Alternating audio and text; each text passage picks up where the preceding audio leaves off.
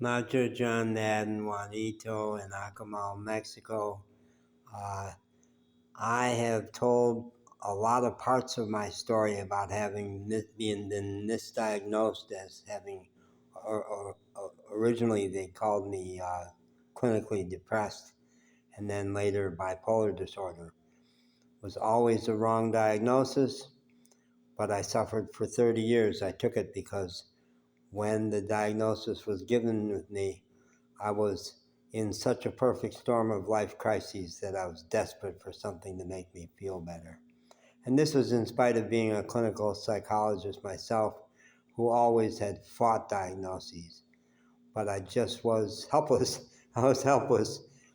And I tell that story lots of other places. But 30 years of 15 hospitalizations and a hairbreadth from suicide for 30 years. And then finally I snapped and got fined, and I've been fined for 5 years. And when I got fined, I went to my psychiatrist and said, I want to get off of those meds. And she supervised me over 6 months of getting off of a very potent cocktail. And finally, they had reviewed my case, and I was sent to a more senior psychiatrist. And she said, well, you look great. You look great. I wouldn't have expected, based on your history, that you'd be off your meds and looking so great. And she even said, these days we never would give a psychiatric diagnosis to someone who is in as much crisis as you were 30 years ago. I think they got it wrong. Yeah, they sure had. They sure had. But in Asheville, North Carolina, the one psychiatric unit was at the Big Mission Hospital, which at that point was an incredibly distressed hospital. It had been purchased by a for-profit company that was slashing people's hours. The nurses voted for a union. 2/3 of them voted for a union, and they were locked in in battle with the hospital. And it was the COVID. It was September of 2020, the first COVID year. So that hospital was really under stress. I was guilty of bad judgment. I talk all the time about open heart versus solid boundaries. And I had, in the last 24 hours, made a couple of big error judgments towards not keeping a boundary with someone I should have. And I'm going to shorten the story by just getting to the punchline. Someone I was trying to help, and I had been warned that this guy was violent. I didn't believe it. I believed his story that he was actually not violent. And when I finally needed to tell him that he could not ride to the North Country with me, he hit me with a sucker punch. He had a very famous punch. He hit me so fast and so hard, I never saw it, never felt it, never remembered it, but had a huge concussion that had me going to the ER several times in the next 15 days. And a minor broken nose. But the first time I went to the ER, I was delirious. I knew I was. And I had said to my physician, is there some way we can get it into the record over their admission that I'm no longer a psychiatric patient? Because I had been a few times. Because I'm afraid I'll end up there sick and they'll put me on the psych unit. Well, that's exactly what happened. It's exactly what happened. There's so many stories I could tell that are part of it. But they didn't even tell me they put me on the psychiatric holding unit. And after being there for 12 hours, maybe longer, they finally got me assessed by a psychiatrist who was in another state.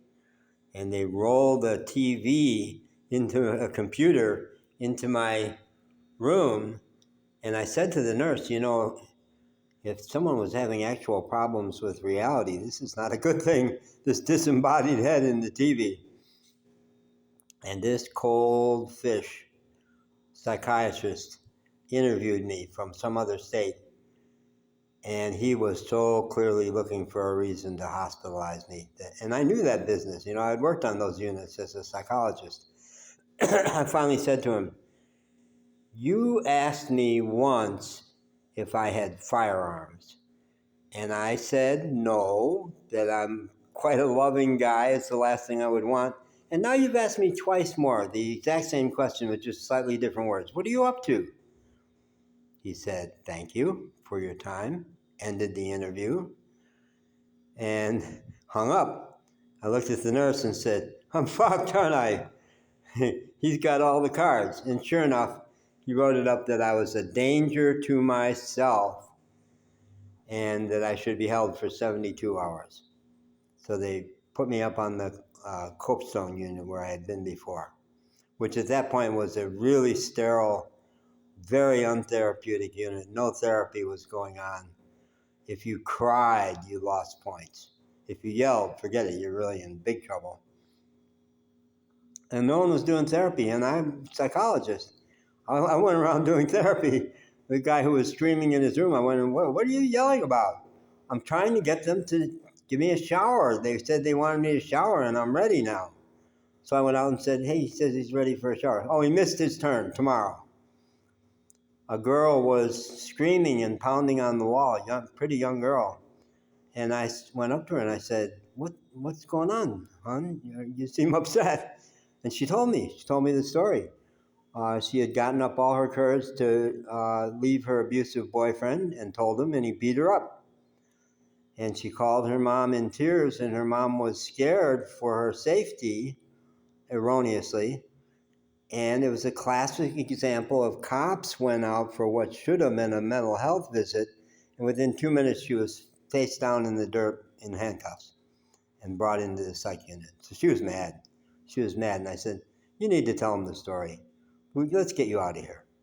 So I walked with her up to the nursing station, and she raised her voice, and I said, no, don't yell. They don't like that. And then a security guard came out and said, HIPAA, you can't stand here. I said, I'm her friend. I care about her, which nobody else, I maybe have even said, which nobody else seems to. I'm going to help her tell her story. And she was out. She was out within 2 hours. So that was good. There was one, and I was trying to be smart. I knew you couldn't swear. The only time I swore was one social worker who was interviewing me. Everything she said was straight out of the book. It was so patronizing. And finally she said one too many patronizing things, and I looked at her and I said, you people have fucked with the wrong motherfucker. And I meant it. And I still, it's 5 years later, I'm in Mexico now. It may not be realistic, but I really want to sue him. So I made a bunch of calls to the psychiatrist who had discharged me, to my therapist who knew that I didn't have a psychiatric diagnosis anymore, and they started making calls. And all that was needed to get me discharged the next morning was they had to send a release to my psychiatrist's office for her to release her file and send it over, and then I'd be out of there. So I went up to the nursing station and said, what's the deal? Are you doing this? She said, we're kind of busy right now. Can you give us a half hour? So I went back to my room. I went back out after like 40 minutes, and they were in a meeting, and the social worker waved me away. We're in a meeting. And I stepped back and watched, and they weren't doing business. They were just chatting. And I wanted out. So I went up and knocked on the window. And the social worker looked at the security guard, who was a Buncombe County sheriff, tough guy, not the kind of character you want to have in a psych unit. And he says, let me handle this. And he comes out the door, goes nose to nose with me and says, step away from my door. Oh, I was mad. I was so mad, but I wanted to be smart. And I said, your door? Which I think was great. And it blew his mind. Now! I said, okay. So as I was walking towards my room, I leaned over my head, just turned my head and said, and they need a new security guard around here because you're a bad cop. That felt really good. And I got away with it. And then I got out. I was out in 12 hours instead of 72. But bad experience. And then no one ever tested for I had presented at the ER saying, I think I have a concussion and a broken nose. And I was brought back twice by ambulances in the next 10 days for the concussion. And their own ER said bad concussion and minor broken nose. It's all documented. Yeah. Okay, 11 minutes, not bad. I left out a lot of juicy stuff. I left out some really great stuff, but this gets the essence of it. All right, bye.